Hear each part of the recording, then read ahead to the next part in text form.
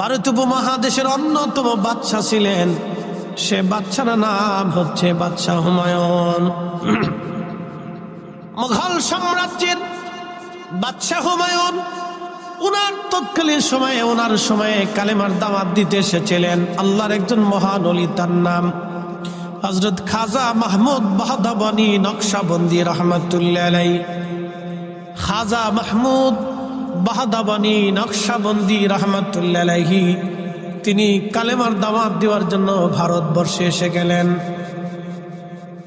বাদশাহ হুমায়ুন জানলেন অনেক বড় বুজুর্গ সুদূর উজবেক থেকে, আফগান থেকে এসেছেন কালেমার দাওয়াত দেওয়ার জন্য। তিনি নকশবন্দিয়া তরিকার উজ্জ্বল নক্ষত্র ছিলেন, খাজা মাহমুদ বাহদাবনী নকশবন্দি রহমাতুল্লাহ আলাইহি। ঠিক ওই সময় বাদশাহ হুমায়ুনের প্রধান হুজুর ছিলেন বৈরাম বেগ। বৈরাম বেগকে বললেন, বৈরাম আপনি হুজুরের কাছে যে আমার রাজ দরবারে দাওয়াত করেন, হুজুর যেন আসে এবং রাজ দরবারে এসে যেন আমার জন্য দোয়া করে যায়। মোল্লা আলী কারি মাক্কি 450 বছর আগে আল মাউরিদের মধ্যে তিনি লেখেন, মাহমুদ বাহদাবনীর দরবারে বৈরাম বেগ নিজে গেলেন, হুজুর বাদশাহ হুমায়ুন তার রাজ দরবারে আপনাকে দাওয়াত করেছেন, হুজুর যেন দাওয়াত কবুল করে নেন। তখন খাজা মাহমুদ বাহদাবনী নকশবন্দি বললেন, বৈরাম আমি কোন রাজা বাদশার রাজ দরবারে দাওয়াত গ্রহণ করি না, কারণ রাজা বাদশাদের রাজ দরবারে শুধু গরিব আর মাজলুম মানুষের রক্ত তাদের অর্থের মধ্যে লেগে থাকে, এখানে কোনো আমি দাওয়াত গ্রহণ করি না। বল্লভপুরবাসী মনোযোগ দিবেন, খাজা মাহমুদ বাহদাবনী নকশবন্দি ফিরিয়ে দিলেন বৈরাম বেগকে। বৈরাম চলে গেলেন বাদশাহ হুমায়ুনের রাজ দরবারে। বাদশাকে বলেন, বাদশাহ হুজুর দাওয়াত কবুল করে নাই, তিনি কোন রাজা বাদশার দরবারে দাওয়াত নেন না। বাদশাহ বলেন, হুজুরকে তো আনতেই হবে, না হলে আমার দরবারে দোয়া করবে কে? হুজুরের দোয়ার বড় দরকার, এর এত বড় বুজুর্গ, ওনার দোয়ার বড় প্রয়োজন। কি করলে হুজুরকে আনা যায় বলো? বলে আমি যাই হুজুরকে জিজ্ঞেস করি কি করলে হুজুর আসবে। হুজুর গেলেন, বৈরাম আবার গেলেন হুজুরের খেদমতে। হুজুর বাদশার দোয়ার বড় প্রয়োজন, তিনি বিনয়ের সাথে আপনাকে বলেছেন কি করলে আপনি বাদশার দরবারে দোয়া করতে যাবেন। তখন মাহমুদ বাহদাবনী নকশবন্দি বললেন, যায়া বলেন বাদশাহ যদি রাজ দরবারে মিলাদ শরীফের ইন্তজাম করে তাহলে আমি শুধু রসুলের ইজ্জতের সম্মানের জন্য মিলাদ শরীফ পড়তে দোয়া করতে যাব, অন্যথায় বাদশার জন্য যাব। মুহাম্মদ ইবনে সুলাইমান জাসুলি রাহমাতুল্লাহি আলাইহি বর্তমান পৃথিবীর একটা আফ্রিকান দেশের নাম মরক্কো তিনি গেলেন কালেমার দাওয়াত দেওয়ার জন্য।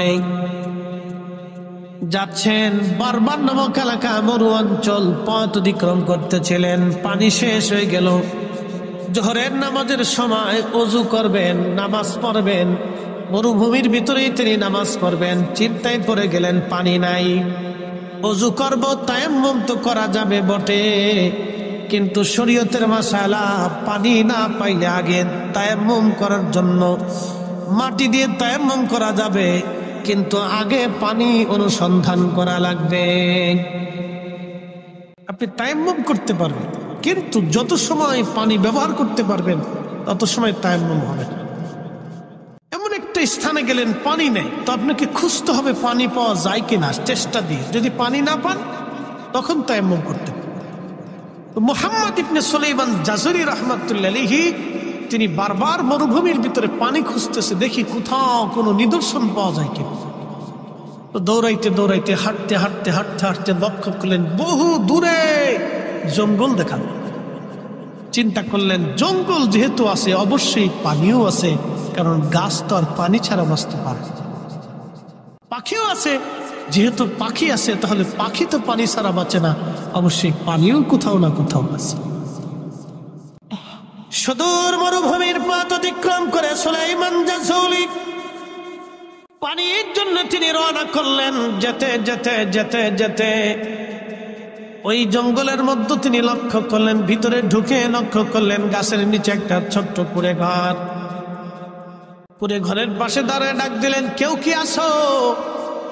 পানির বড় প্রয়োজন আমার, আমি একজন মুসাফির, জোহরের নামাজ পড়ব, ওয়াক্ত হয়েছে, সময় হয়ে গেছে, আমি নামাজ পড়ব, কেউ কি আসো, পানির ব্যবস্থা করবা। ঘরের ভিতর থেকে কোনো আওয়াজ হলো না। তিনি লক্ষ্য করলেন পাশে একটা কুয়া দেখা যায়। দৌড়ায় কুয়ার পাশে এসে দেখলেন কুয়ার গভীরে পানি আছে, কিন্তু পানি উঠানোর মধ্যে কোনো ব্যবস্থা নাই। হযরত সুলাইমান জাযুলি, পানি উঠানোর মতো কোনো দড়িও নাই, মশকও নাই, বালতিও নাই। কি করে তিনি পানি উঠাবেন, চিন্তায় পড়ে গেলেন। একবার দৌড়াইয়া ঘরের কাছে আসে, আবার কুয়ার পাশে যায়, আবার জঙ্গলের মধ্যে আশেপাশে তালাশ করে, কোথাও কোনো ব্যবস্থা নাই। সুলাইমান জাযুলি বারবার ঘোরাফেরা করে, কোথাও কোনো দড়ি নেই, মশক নাই, কি করে পানি উঠাবে সে? চিন্তায় পড়ে গেলেন। ঠিক এমন সময় তিনি লক্ষ্য করলেন কুয়ার দূরে দাঁড়াইয়া একটা ছোট্ট মেয়ে মুস্কি মুস্কি মুস্কি মুস্কি আসে। ডাক দিয়ে বলেন, মা রে, তুমি কেন হাসো? দড়ি মশক কি তুমি সামলে রাখছো নি? ডাক দিয়ে বলতেছে, হুজুর আপনার নাম কি? বলে, আমার নাম মুহাম্মদ ইবনে সুলাইমান জাযুলি। বলে, হুজুর কেন দৌড়ান? বলে, মারে পানি উঠাবো, ওযু করব। তুমি কি রশি সামলাইছো? কেন মুস্কি মুস্কি আসো? মেয়েটা ডাক দে বলে, হুজুর আপনার নাম শুনেছি, আপনি মস্ত বড় মুহাদ্দিস, তবে হুজুর বলে যান, দরিয়ার মশক ছাড়া কি পানি উঠানো যায় না? দড়ি মশক ছাড়া কি পানি উঠানো যায় না? মেয়েটার দিকে তাকিয়ে বলেন, মা বলো কি? দড়ি মশক ছাড়া আমি কি করে পানির নিচ থেকে, কুয়ার ভিতর থেকে পানি উঠাবো বলো? বলো, হুজুর দাঁড়ান, আমি উঠাচ্ছি। মেয়েটা কুয়ার পাশে গেল, কি যেন পড়তে লাগলো আর থুতু মারতে লাগলো। কিছু সময় পরে সুলাইমান জাযুলি দেখলেন পানি উঠে উঠে উঠে উঠে উঠে উঠে একেবারে কুয়া পরিপূর্ণ হয়ে গেছে। আর একটু জোরে বলবেন আল্লাহু আকবার।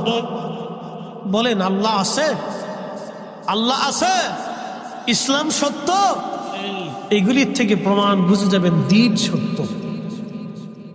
সুলাইমান জাযুলি আশ্চর্য হয়ে গিয়ে, মেয়েটা কি করে সম্ভব? জীবনে এত বিদ্যা শিখলাম, তো এই বিদ্যা তো শিখলাম। আল্লাহ, তেলের গাড়ি তেলে চলে,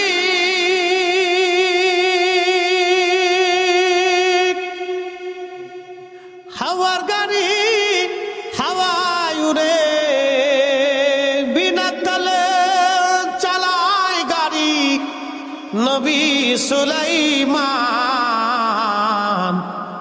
আমরা সেই মুসলমান, আমরা সেই মুসলমান। মুহাম্মদ ইবনে সুলাইমান জাযুলি আশ্চর্য হয়ে গেলেন, হায় হায়, দড়ি সারা মশক সারা মেয়েটা কেমনে পানি উঠাইল? আল্লাহর ওলি মেয়েটা দৌড়ে ঘরের মধ্যে চলে গেল। আল্লাহর ওলি ওযু করলেন, নামাজ পড়লেন, নামাজ শেষ করার পরে কিছু পানি নিজেও পান করলেন। পান করার পরে বসে ভাবতেছেন, এত বছর হাদিস পড়াইলাম, কিন্তু আজও পর্যন্ত বিদ্যা শিখি নাই। কুয়ার নিচ থেকে মেয়েটা কি করে পানি উঠাইল, এই বিদ্যা তো আর আমার হাতে নাই। হেঁটে হেঁটে করে ঘরের দরজার সামনে দাঁড়ায় ডাকে, মা, ও মা, দরজা খোলো মা, আমি মুহাম্মদ ইবনে সুলাইমান জাযুলি আসছি রে মা, দরজা খোলো মা, দরজা খোলো। মারে দরজা খোলো, আমি তোমার কাছে আসছি রে মা। কেন আসছেন হুজুর? দরজা খোলা যাবে না, আপনি চলে যান। ছোট্ট মেয়েটা বলতেছে, আপনি চলে যান, দরজা খোলা যাবে না, নিষেধ আছে। বলতেছে, মা রে, তুমি যেই কালাম পড়ে কুয়ার নিচ থেকে পানি উঠে আজকে আমার ওযু করাইলা, নামাজ পড়াইলা, পানি পান করাইলা রে মা, ওই কালামের মালিকের দোহাই দিয়ে বলতেছি, তুমি দরজাটা খোলো মা, তোমার সাথে দুটি কালাম করে বাক্য বিনিময় করে চলে যান। মেয়েটা দরজা খুলে বলল, হুজুর এমন একজনের দোহাই দিছেন যে দরজা না খুলে পারবা। কি চান আপনি? একসাথে বলেন আল্লাহু আকবার। কি চান? বলে, মারে ওই দোয়াটা আমাকে শিখাই দিন। দোয়াটা কি? বলে হুজুর দোয়া হচ্ছে আল্লাহর নবীর দুরূদ। একসাথে বলছে হুজুর গাউসে পাক মহিউদ্দিন আব্দুল কাদের জিলানী রাহিমাহুল্লাহ, আল্লাহু আকবার, সেদুর আসরার একটা দুরূদ লেখছে। এই দুরূদটা হতে পারে জানি না, মনোযোগ দিয়ে তো বলতেছে, মা দুরূদ শরীফটা তিনি আমাকে শিখাই দেন। বলে হুজুর ক্ষমা করবেন, আল্লাহ রসুলের পক্ষ থেকে এটা কাউকে তার অনুমতি ছাড়া শিখানোটা অনুমতি না। মা তোমার সাথে রসুলের কথা হয়? মহা স্বপ্নে দেখা হয়। আমাদের দেশের যত বেডি সব হলো ফুচকা খাওয়ানো। বেডিরা সিয়াতপুর যে এত কষ্ট করে হুজুরের রান্না বান্না করে খাওয়াইছি, এ তা শোনাল নাকি? যে এত কষ্ট করে হুজুরে খাওয়াইলাম, এ তার লেগে আমরা ফুচকা খাওয়ার দল বানাই দিল। হ্যাঁ, আল্লাহ মা বোনরা শুনে যান, শোনেন, এই আল্লাহ আমাদেরকে মায়ের পেট থেকে পৃথিবীতে আনছে, কথা ঠিক কিনা ভাই? মায়ের পেট থেকে আমরা পৃথিবীতে আসছি। তো এই মেশিনটা যদি ভালো না হয় তাহলে মুশকিল। এই মেশিনটা যদি ততদিন এই উম্মতের ভিতরে এই অরিজিনাল ব্যক্তি পৃথিবীতে আসবে। তো মনোযোগ দেন। মেয়েটাকে সুলাইমান জাসুলি বলতেছে, মারে তোমার সাথে আল্লাহর হাবিবের দিদার হয়? বলে হ্যাঁ হয়। তো বলে কেমনে শিখছো মা? বলে আমি মার থেকে শিখছি। কার থেকে? মায়ের থেকে শিখছি। বলে মা তুমি কি শিখাবো না? বলে দুঃখিত, আল্লাহর নবীর এজাজত নাই। বলে কোথায় পাবো? বলে তামাম দুনিয়া ঘুরে দেখেন দুরূদ পান কিনা। উনি ওইখান থেকে সফর করলেন সারা পৃথিবী, আরবে, আজমে, আফ্রিকাতে। শুনতে পারলেন এমন একটা দুরূদ আছে এক মুহাদ্দিসের কাছে, তিনি ওইখানে গেলেন, ওইখান থেকে জানলেন জর্দানে আছে, তিনি সেখানে গেলেন, জর্দান থেকে শুনলেন সিরিয়াতে আছে, সিরিয়াতে আসলেন, সিরিয়াত থেকে শুনলেন ইরাকে আছে, ইরাকে আসলেন, ইরাক থেকে শুনলেন এই সৌদি আরবে আছে, মদিনাতে আছে, মদিনাতে আসলেন, মদিনার থেকে শুনলেন ওই কুয়েতের এক মুহাদ্দিসের কাছে আছে, তিনি সেখানে আবার গেলেন। আপনি বুঝতে পারতেছেন যে কত পরিশ্রম হয়েছিল সেই দিন। গাড়ি নাই, প্লেন নাই, বিমান নাই, হেঁটে হেঁটে হেঁটে হেঁটে হেঁটে হেঁটে সারা দুনিয়া খুঁজে খুঁজে 2 বছর পরিশ্রম করে নবীর 500 দুরূদ জোগাড় করলেন। কত দুরূদ? 500 দুরূদ জোগাড় করলেন। খাতায় লিখে লিখে লিখে লিখে নোট করে আবার সেই মরক্কের বারবারে আসলেন। এসে মেয়েটাকে বললেন, মা আমি খাতার মধ্যে কাগজের মধ্যে লিখে দিয়েছি, আমি সারা দুনিয়া ঘুরে ঘুরে 2 বছর পরিশ্রম করে আল্লাহ নবীর 500 দুরূদ জোগাড় করেছি রে মা। এই দুরূদের মধ্যে তোমাকে নবীর জিরি দেওয়া সেই দুরূদ শরীফটা আছে কিনা একটা বার তুমি কলম দিয়ে দাগায় দাও। আল্লাহ নবীর আশিক ওই আফ্রিকান মরক্কান মেয়েটা, তিনি হযরত মুহাম্মদ ইবনে সুলাইমান জাসুলির ওই রিসালাখানা পড়ার পরে বললেন, হুজুর এই 500 দুরূদের মধ্যে আবার নবীর দেওয়া দুরূদ শরীফটা লেখা আছে। বলে হুজুর এই 500 দুরূদের ভিতরে আমার রাসূলের দেওয়া দুরূদ শরীফ লেখা আছে। বলে মা ছোট্ট করে নিচে একটু দাগ দিয়ে দাও। বলে হুজুর ক্ষমা করবেন, আপনার জন্য আমার বড় মায়া হয়, কিন্তু এই দুরূদ শরীফ আমাকে বলে দেওয়াটা আমার নবীর পক্ষ থেকে ইজাজত নাই, যেহেতু হুকুম নাই অতএব আমি লিখে দিতে পারবো না। বলে মারে তাহলে এই দুরূদের ফজিলত থেকে কি আমি বঞ্চিত হব?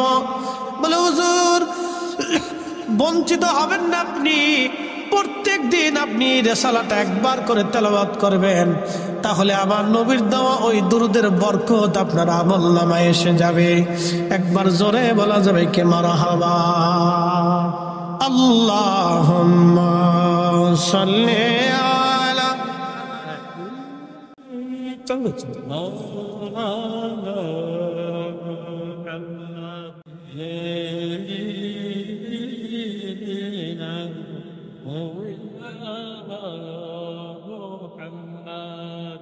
নবীর দরদ পর দিলে দিলে, হায়রে নবীর দরদ পর দিলে দিলে, হৃদয় খুলে নবীর দরদ পর দিলে দিলে, গর্বেতে রাসূল দিওয়ানা টের পাইলেন না, মায়া মেনা খবর দিল জিবরাইল আমিনে, হায় হায় খবর দিল জিবরাইল আমিনে, রাইখো মনে নবীর দরদ পর দিলে দিলে, তোমরা নবীর দরদ পর দিলে দিলে, হৃদয় খুলে নবীর দরদ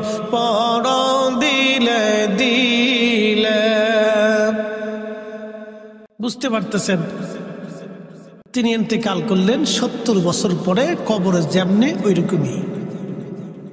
আরেকটু জোরে বলবেন আল্লাহু আকবার। কত বছর? এটা ইসলাম, এটা মুসলমান, এটা আমাদের নবী। বলে হুজুর এত মর্যাদা কেন? বলে দিই, আপনাদের বিয়ে করার সময় দেনমোহর হয় কিনা? মেয়েদেরকে ছেলেদেরকে বিয়ে দেওয়ার সময় দেনমোহরের ধার্য হয় কিনা? কিন্তু আমাদের আদি পিতা যিনি, তিনাদের বিয়েতে কোনো দেনমোহর টাকা পয়সা হয়েছে না। মোল্লা আলী কারি মাক্কি আল মাউরিদের ভিতরে লেখেন, হযরত ইমাম আবুল ফারাজ ইবনুল জৌজি ওনার একটা কিতাব থেকে তিনি প্রমাণ করছেন, আদম আলাইহিস সালামের বিয়ে হবে জান্নাতে। খালাকনাকুম মিন যাকারিন ওয়া উনসা, আমি একজন পুরুষ আর একজন নারী থেকে মানব জাতির বংশ বিস্তার করছি। সেই পুরুষ আদম, নারী আমাদের আম্মা জান হাওয়া আলাইহিস সালাম। আল্লাহর নবী বলেন আদম সফিউল্লাহ বিয়ে করবে, শুনিয়া যান, আদম সফিউল্লাহ বিয়ে করবে, জান্নাতে বিয়ে বসলো। সাহাবীরা ফেরেশতারা আসছে বিয়ে পড়ানোর জন্য, জিবরাইল আমিন অন্যান্য ফেরেশতারা বিয়ে পড়ানোর জন্য এসেছে। আদম সফিউল্লাহ বিয়ে করবে, বিয়ের হিজাব কবুল চলতেছে। জিবরাইল বলল হুজুর আপনি আপনার স্ত্রীর জন্য মহারানা দেন। বলে মহারানা কি? বলে আপনার পক্ষ থেকে আপনার স্ত্রীকে কিছু, আপনার পক্ষ থেকে অর্থ সামগ্রী কিছু দিয়ে দেন। বলে আমি আল্লাহর বাড়ি খাই, আল্লাহর বাড়ি ঘুমাই, আল্লাহর জান্নাতে থাকি, আমার তো এখানে আমার বলতে কিছু নাই, সবই তো আল্লাহর জান্নাতের, তা আমি আমার স্ত্রীকে কি দেব? ঠিক তখনই আল্লাহ ডাক দিলেন জিবরাইল আদমকে বলো, আদম যেন আমার আখিরি নবী রাহমাতুল লিল আলামিন আমার হাবিবের শানে 3 বার মতান্তরে 11 বার দুরূদ শরীফ পড়ে যেন আদম তার স্ত্রী হাওয়াকে মহারানা দিয়ে দেয়। একবার জোরে বলবেন কি মারহাবা। আদম আগে না নবী আগে? জোরে না, আদম আগে না আমাদের নবী আগে? আদমের বিয়ে হয়েছে আমাদের নবীর দুরূদের মাধ্যম দিয়ে। একসাথে বলবেন আল্লাহু আকবার। এই জন্য আজকে গোপন তথ্য দিয়ে যাই, একটা গোপন তথ্য। আমাদের সূচনা হয়েছে আল্লাহর নবীর দুরূদ শরীফ দিয়ে। কারণ আদম সফিউল্লাহর বিয়ে না হইলে তার আমরা দুনিয়াতে আসতাম না। কারণ বৈবাহিক বন্ধনটা তো পবিত্রতা, কথা ঠিক কিনা? বৈবাহিক বন্ধনটাতে কি পবিত্রতা। কারণ আমার মায়ের এবং বাবার বিবাহের মাধ্যমে আমি হালাল জাদা প্রমাণিত হয়েছি, কি কথা ঠিক আছে না? আমি হালাল প্রমাণিত হয়েছি। যদি বাবা মার বৈবাহিক বন্ধন না থাকতো তাহলে আমি আর হালাল হতাম না, আমি হারাম হয়ে যেতাম, কথা ঠিক কিনা?